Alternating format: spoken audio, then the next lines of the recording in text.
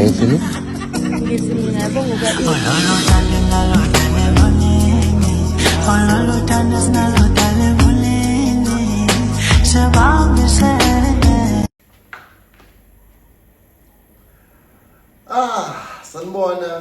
sanibona siyanamukela channel yethu yabonga noKeisha Zilab Jenny. My name is Bonga Sokhela and I'm here with you are here with no ngithikila nobani you are here with ithi ngulana umuntu yes ngiyabona ngifuna ukukhuluma isingisi akakhulu mina ngiyalalela phela ulana ke nobani ngiyini kwani hayi buwawusazi ngiyini kweqala namhlanje ngiyini kwe my wife okay shuthi ke he's here with his husband with his wife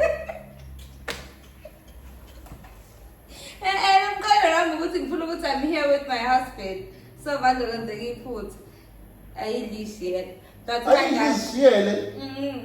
Yakizulu. Uthini lo le? How yobe? But isoma kunjani sayilishiyele? How usucela uxolo. Ubani? Kumuntu omonile. But ayilishiyele. Yini elishiyele? Impisi. Hey guys, it's yeah. Yeah guys. Inhloso yale video ke ngichaza umntwana. No, chaza. Inhloso yale video le kunemibuzo eminingi abantu abaningi abafisa ukuyazi ngebusiness elenziwa uKeisha since bebaningi abantu abathe bonga mfethu sikhona ipost esibonile ifakile ukuthi khona abantu abafuna ukuqala ibusiness, khona afuna ukuyeka emsebenzini. Bafocus kwi-business. Njenganazi ukuthi noKeisha ukuthi thina uKeisha kade abeke umsebenzi nambuyekile but akusiza ukuthi kube khona izinto esiyifihlayo kunina kuyinina enisupported them there at some point ngimesimsherele ukuthi nathi siphila ngani. Yeah, so le video izobe iphendula imibuzo eminingi abantu abanayo mayelana nebusiness la Keisha. So manje sengizokwazi ukuthi mangabe ngibona ukuthi okay ngicinekile kakhulu angikwazi ukuphendula yonke imibuzo ngizoposa ngala ngisho ukuthi le iyona video ezoquketha everything ehlangene nebusiness la Keisha mayelana nayo yonke mangithi yonke into suwele eqaleni kuye egcineni nje. Yeah. Siyathemba kaningi uzokufunda kule video. So who is Keisha Mathe? Ngiyajabula ukuthi ngiphinda ngesingisi. Keisha Mathe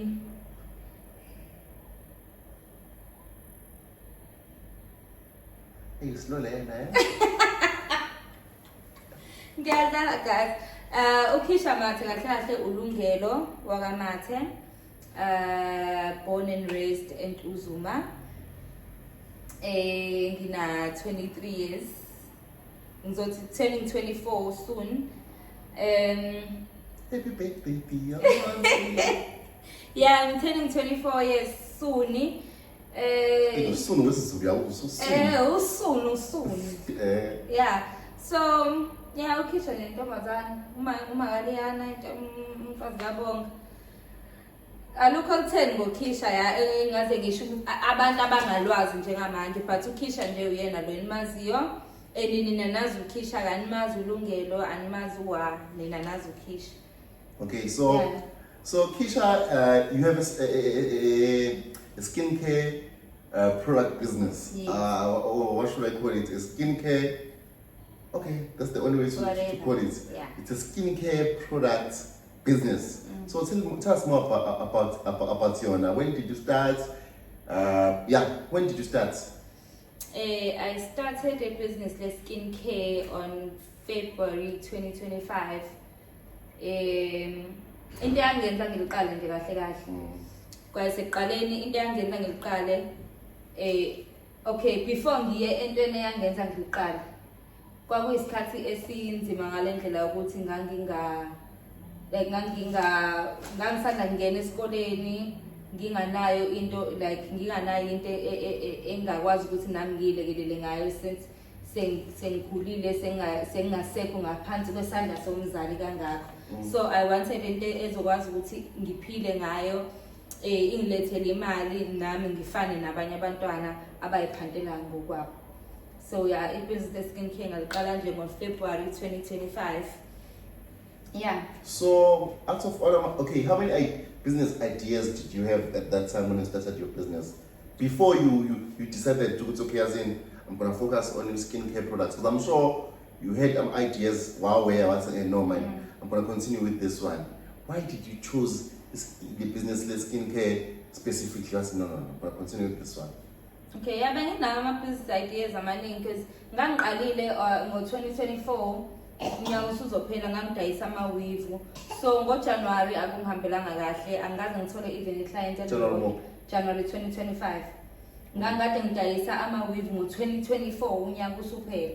NgoJanuary bangangihambela kahle kwakushubile kwangempela, so I had to think fast ukuthi yini engangenza ukuthi ngikwazi ukupick up because iyaqala iyashuba manje. Uyabo? So ngaqala ngacabanga ukuthi ngenze njani. Ayekhona ama-business ideas amaningi ukuthi okay angihlale la enweleni ngiqhubeke nazo ngibone ukuthi kuzowenzakalani. Maningi amanye ngibonayo abantu bewenza like ukudayisa ingubo, abanye bangama-runner, kwakube runner kusayilona ibhizinisi. Nje ukuba into eningi ngazama ukuba i-runner kwangakwazi. So ngaze ngabona ukuthi okay ngaqala ngabuka ukuthi yini abantu kakhulukazi abantu besifazane because nami ngumuntu wesifazane bastrugglisha ngayo njengamanje. Okay, before you go there, okay, yeah. Please tell us about i-target market yakho with your business lakho. I'm sure when ngogala into zakho egala, I don't know ukuthi igala kanjani. Nami ngiyafana. As much as ngiyi-boyfriend yakho, husband yakhe, but ngazi ukuthi uyadayisa, yabo. So ngogala into lemqondweni wena ukuthi okay, ngigala into le because I'm targeting a certain individual. Yeah. So who is your target market? Mogala izinto nje from start. Uyibeka mhlawumbe zibo-20 lapha uthi ngiyayifaka endanini. Who are you targeting? I-target market yami abantu besifazane. I don't have any age specification. So around this list. Ikakhulukazi abantu besifazane abantu abanobuso obuthambile. Because mangithi abanobuso obuthambile, ikhumba zabantu besifazane ayifani nezabantu besilisa. Abantu besilisa mina ama-products ami yes bengawasebenzisa, but bona bengaphuza ukubona umehluko compared to abantu besifazane. Okay. Ingakho ngisho ukuthi ngatarget kakhulu abantu besifazane because bona banobuso obuthambile and abadinga ukuthi into ize ibe strong kakhulu ukuze basebenzele because isikhumba sabo siyashesha ukonakala, siyashesha futhi ukulungiseka mangabe sesilungiseka. So ngabona ukuthi abantu besifazane abaningi nje from the age of 15 kuyaphezulu banenkinga yesikhumba, abanye yinduna, abanye kade beneyinduna zashiya amabala. So abanye isikhumba sabo si dry, abazi ukuthi benze njani. So inhloso yami bekufuna ukuthi ngisize abantu abathi abafane nalabo. So ama-products akho, do they have igama or you use branding one nje this is Keisha skincare product or one skincare product, or you have a specific name for that specific product? Yes, I have a specific name for product. Okay, ngizonema nje 4 okuyiwona enginokuwakhipha ehamba as a com. No ngizowanema nje akhona. Ngine kiwi lotion, ikiwi lotion itargeta kakhulu indawo ezi-dark like lezi ezifihlekile like umqala, dark inner thighs, amakhwapha nayo yonke leyo. Iwu-cream normally ngijwayele ukuyidayisa ngo-130 rand iyodwa. Then mase ngiba ne-scrub. Mara siyamention ama-price lapho sifaka i-video uyichuza usuka enzinto yayo. Okay, so bese ngiba ne-scrub. I-scrub naso ngijwayele ukusebenzisa kakhulu i-turmeric scrub, but ngine-scrub eziwu-2 uyayikhethela wena ukuthi ufuna ziphi. Zombili zenza umsebenzi ofanayo. Okay. Ngine-turmeric scrub, ngibe ne-charcoal scrub. Abanye abantu abaningi ba-prefer u-charcoal more than u-turmeric because they believe ukuthi u-turmeric ubenza yabo uba nalo yela, abanye bayahlule ngokugeza esikhumbeni sabo, so ba-prefer i-charcoal scrub. Ngiphinde ngibe ne-stretch marks cream, ngibe ne-stretch marks oil, ngibe ne-serum, ngibe ne-face cream, ngibe ne-body lotion. Yeah, iwona ama-products enginawo njengamanje. Okunye ke sengiqalile ngikudayisa i-weight gain powder for abantu laba mina ikakhulukazi mina ngikhule kakhulu ngimncane emzimbeni, so bekuyiyona insecurity ade nginayo leyo, because amanye amantombazane ngiyawabona kuphela mahle, hayi ukuthi uma ngabe uyisilenda ukho umuhle, but ngangingagculisekile mina ngomzimba wami. So that's why ngaze ngaqala ngadayisa ne-weight gain powder for labo abasafisa uku-eda kancane amanoni emzimbeni. Okay, kuma-videos asemuva, Yes. you mentioned ukuthi wena you don't remember yourself going to a Shoprite Yeah. or a Clicks uthi I'm looking for a specific item ezolungisa ubuso bami. You were able to ukuthi uzenzela ama-products akho. Into oyathamba uClicks obasensipho, but nakhona khona la udinga ukungenzisa insipho khona usayipheka insipho singalethenga insipho yabo. Yeah. And wayenza insipho asebenzela futhi yabo. Ngicela ungitshela ngaloko ikephi la warele zakhona ukuthi ukuyazeni no man ngazenzela lento le, because wamention ngama-videos ukuthi no choose skincare products because okunye futhi ngoba into familiar na into vele yenzayo. Yeah.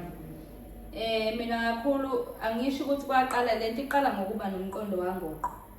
Ukuthi like lento engiyoyithenga mfethu yenziwe. I'm sure ikhokhe nje abazigenza. Ikhokhe nje abazigenza. No, ngingasho lento iqala ngomqondo wangoqo because yonke into engiyibukayo nginento yokuthi lento yenziwe umuntu. So njengoba lento yenziwe umuntu okusho ukuthi nami angeke ngihluleke ukuyenza. So okwami ukuthi ngithole ukuthi lento ngingayenza kanjani ukuthi ibe yilento engiyifunayo.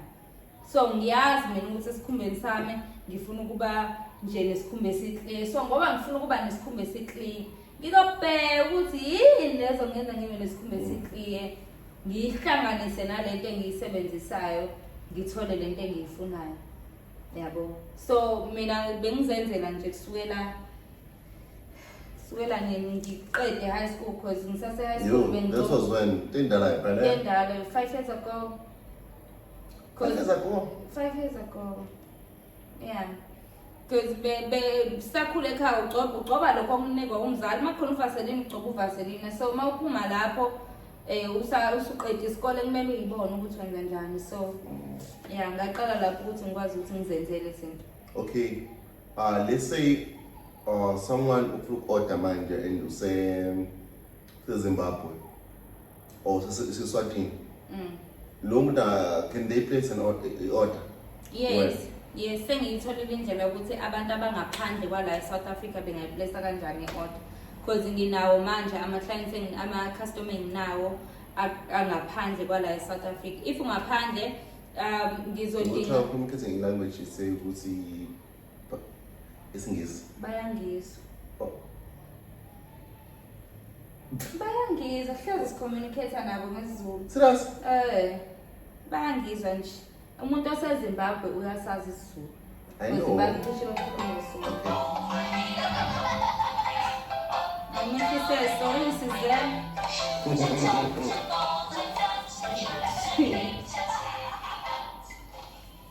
Uyathuka la kubonile? We are sorry about that. So if ungaphandle, you just have to get umuntu ozokwazi ukuthi akucollectele i-order lakho la eSouth Africa. Uyangitexta mina or you make a call, siya communicate sikhuluma ukuthi ngifisa uku-order nani ngikutshela ukuthi kuzoba imalini, then wena uthola umuntu ozoza kumina ezokupick up i-order lakho, because most yabantu abangaphandle ba-order izinto la eSouth Africa, so bayakwazi ukuthi banabo abantu ababasebenzisayo ngala. Yabo. Akumina okutholela umuntu ozomnikeza i-order. Wait, okay, before you continue. Yes. So you are saying usebenzisa umuntu or you've got ama-courier services wasebenzisayo? No. For abantu abaseswatini, I did make a post yokuthi singaposelana kanjani because besinenkinga for isikhathi eside unyaka wonke. So basically they get iranda? Yes. But uyayitholela yena umuntu eranda. Uyayitholela yena, not that you have amaranda? No, I don't have amaranda. Mawuzo-order kumina uyayitholela wena umuntu ozomthuma. Mina ngifaka imali ye-order kuphela. So South Africa? So within South Africa? Okay. So zikhona indawo la kudinga khona amaranda khona or unama-courier services la afikela khona which and everyone okay. La South Africa, if you are around South Africa, useGoli, useGauteng, useMpumalanga, ukephi. If use South Africa ngisebenzisa u-courier guy noma uPaxi, mawukuthi useduze kakhulu nami uyakwazi ukuthi ufike uzothenga direct kumina. What about nomuntu ostressekile uthi yo mina I'm using i-PO box or ngisebenzisa in mhlawumbe isigqoko esithile sagesi ukuthi uzobe isigqoko sagesi siyellow. Yes, siyakwazi ukuthi because lowo muntu akekho umuntu onganalo idolobha ngala ahlala ngakhona. So ngiyalinganisa uma uhlala ngiyalinganisa mhlawumbe uhlala eMandeni, ikhona eMandeni Plaza ngakini la grocer khona. Showcase ikhona into engingayithola lapho engakwazi ukuthi phasela lapho lifikele khona. It's either iloka yaka courier guy or ngiyakutshela ukuthi ngoba sengiyiposelile i-order lakho bazofika nini because nabo uyakwazi ukucommunicate nabo mangabe usuposelile i-order. Kodwa kudependa ngento ye-order. If u-order 5 liter ngiyakwazi ukuthi sengikhohliwe. Angigcini kuphela ngokudayisela izinto kwazi ukuthi uyisebenzise wena. Ngiyakwazi futhi ukuthi ngiphinde ngibe u-supplier. Okay, I wanted to ask this question. Yeah. Who supplies that? Yes, ngu-supplier wama skincare. Not that you ayithenga or someone. No, angiyithengi umuntu, imini u-supplier ngiyazenzela then bese ngiyamsupplyela umuntu ofuna ukuyoqala ibhizinisi. Okay, for someone othi as in Keisha ngiyaba information yakho and bengingenayo plan. Ngiyafisa ukuthi ngixhumane nawe for more information or ngixhumane nawe ngokuthola ama-products lawa ukuze nami ngiqale. Yeah. Okay. How do I start and how do I get hold of you? But first of all, how do I start? Okay, it's fine here. I've got Facebook, I've got Facebook, noma now TikTok, noma now Facebook, but ngibona ivideo ku YouTube, but ngiyafisa uqala ibhizinisi. Ukuze ngibe successful kwi-business leli initiate kanjani plan yami? How do I start? It's fine sengithenge i-products kuwena, your advice. Okay, it's fine. Uqala ngicela ukuthi bakuthola kanjani? Okay, this person is umdayisela i-product yakhe. Asengicela siubambe ngawani umbuzo. Okay. Bakuthola kiphi nami or kuliphi social media? Okay, ngiyatholakala ku Facebook ngulungelo Keisha Mathe, nginama-accounts awu-2 bese kuba neyodwa ewuKeisha Mathe, shuthi nginama-accounts awu-3 ku Facebook. Then ku TikTok ngiyatholakala nguKeisha Mathe, ku Instagram uKeisha_Mathe. Bese ngiyatholakala ku WhatsApp nakuma calls. Inamba yami ithi 076 569 1113 076 569 113. Okay. Naye i-products yakho sengiyithengile Keisha Mathe. Asikakayithengi products. Before uthenge kumele uqale place i-order. Okay, how do they place the order? Okay. Ukuze uplace i-order okokuqala steps sokuqala ngena kuma socials ami ucheck ukuthi siphi special esikhona ngaleso sikhathi. If ngipostile nge-special akwenzeka ama-price ngingawafaki. Ama-price ngihlezi ngizowafaka futhi ngihlezi ngizokubhalela ngikuremind ukuthi i-order uliplace kanjani. So, cause uWhatsApp ugcwele ama-message maningi kuyenzeka ngiyawafunda ama-message ngiyawafunda but angeke ngiwaqede wonke because kuyenzeka ngingene close to 100 messages in one day. So angikwazi ukuthi ngiwaqede wonke. Mawufuna ukuplace i-order lakho ubuka ama-price on Facebook. Buka ama-price lawo asuke khona ngaleso sikhathi. Uthatha inamba yami 0765691113 ungi-WhatsApp uthi hi. Maqeda ukuthi hi khona i-message ezongena ku-WhatsApp. Leyo message izokubhalela izinto ezishoyo ukuthi if you wanna place i-order nasi izinto oyidingela kuwena okuyigama lakho nesibongo, inamba yakho yocingo, i-Paxi code or i-address, then mase ungibhalela i-order lakho eliphelele leyo nto ofuna ukuyi-order. Then ngezansi khona ama-account number awu-2. I-account number yokutransfer, then i-account number yokudeposita. Ngezansi mase kuba nama-price e-delivery, ukhetha i-delivery ozokwazi ukuthi wena uhambiselane nayo. So siliplace kanjani i-order uya-send a proof of payment after ukukhokha, then mase uyangifonela ngo-WhatsApp. Because ma ungifonela ngo-WhatsApp ngizokwazi ukuthi mase ngingena ku-WhatsApp Ngizoqala mina ngalabantu abafonile ngoba sengishilo ukuthi if ungifonela ngo-WhatsApp kuzowenzekani. So mangifonela ngo-WhatsApp mina ngizoqala ngalabantu engifice ama-missed calls abo. Ngi-check ukuthi lo muntu okade ngifonela ubefunani ngoba ngeke umuntu angifonele kungekho serious. So i-order siyiplace kanjalo. Okay, so guys, about that bengisano Sudan uyahlupha lapha sizele thina ke. So, okay, Kish, now of which I think nokumuntu afisa ukwazi because it's fine.